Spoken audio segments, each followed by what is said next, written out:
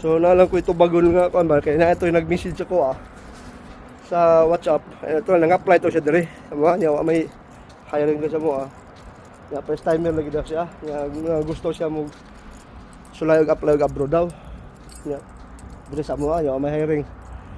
So hadlok siya daw mo apply kadua-dua siya kay mo lagi istorya ko no sa daghan ko ng istorya siya nga dapat yan nga ikabot ko no dire lain na ko no ang trabaho.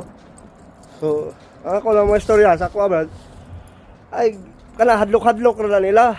Hadlok-hadlok na ay to ana sulay good naman kay kontrata nga gipirmahan.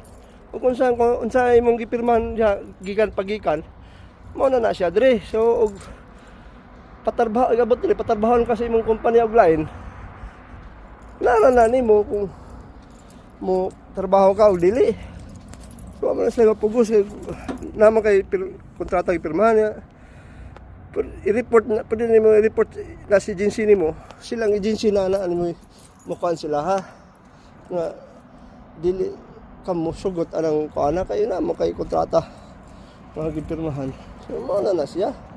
Ay kadlok ka ng kuan ingon nga gabot dire. Pero paano ba sana basta patabahon ka kuan basta yung kontrata mo ora gyapon. Mintras standby ka. Asa mo ta?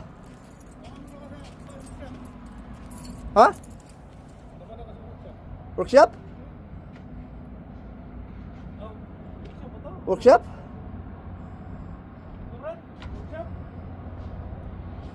So namin dito trabaho deh. So, ito. Mga to guys.